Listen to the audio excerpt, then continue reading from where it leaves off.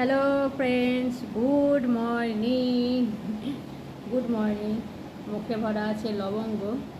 চা খেলাম তো ওদের মুখটা কেমন একটা হয়ে গেল, এই টক টক টক ভাব একটা হয়ে গেল, তাই আমি ভাবলাম গেল অ্যাসিড হয়ে গেল, তার জন্য একটা লবঙ্গ ভরে নিয়েছি মুখে। আর দেখতে পাচ্ছ ঘেমে গেছি, কেন বলো তো? এক্সারসাইজ করলাম। মাঝে মধ্যে মনে পড়ে যায় নিজের শরীরটাকে একটু ঠিক রাখতে হবে, তখন এক্সারসাইজ করে ফেলি। পর্দাগুলো খুলেছি পরিষ্কার হবে, তার জন্য আমি এক্সারসাইজ করছিলাম। তখন বড় মেয়ে উঠে টয়লেট করলো, টয়লেট করার পর আবার গিয়ে শুয়ে পড়লো। 8:30 বাজছে।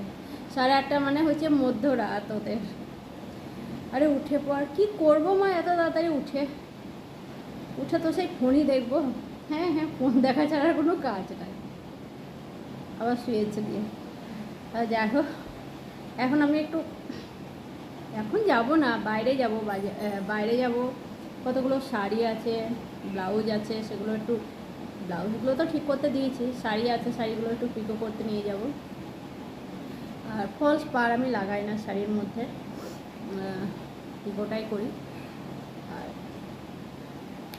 কী বলতে গেলাম, হ্যাঁ, রান্নার এখন আমাদের কদিন থেকে মাছ হয় না আর কি, বেশ কদিন থেকে 5-6 দিন হয়ে গেল মাছ হয় না।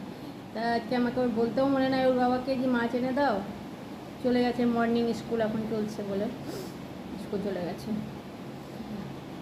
তখন দেখি মাছ বাজার বলো বা এইসব চিকেন হেনা তানার বাজার না, আমি পারি না করতেই পারি না। মানে